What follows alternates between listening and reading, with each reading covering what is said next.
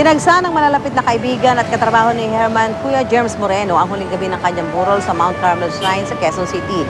Mensahe nila ang taus-pusong pasasalamat sa nag-iisang master showman. Narito ang report ni Bon Aquino. Walang patid pa rin ang pagdating ng mga malalapit kay Kuya Germs sa huling gabi ng kanyang burol sa Our Lady of Mount Carmel Shrine sa Quezon City.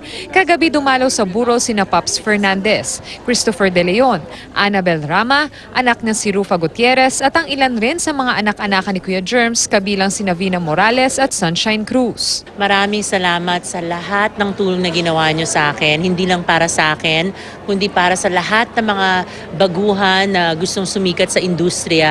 You really are an icon and you gave showbiz a name. Talagang napaka-sweet, napakabait ni Kuya Germs.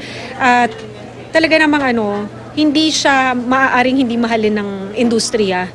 Kasi talagang sobrang genuine na tao. Nakiramay rin at bumisita sa burol ni Kuya Germs si Maine Mendoza o kilala sa tawag na Yaya Dub. Hindi man daw niya nakilala ng personal ang master showman. Malaki ang pasasalamat niya dahil sa pagkilala nito sa Aldab. Hindi naman kasi talaga kami close or hindi naman kami nagkaroon ng much time together. Pero yung na-recognize niya yung Aldab and yung tatlong lolas para bigyan sa Walk of Fame, yun, sobrang laking bagay para sa akin nun. Von Aquino, GMA News.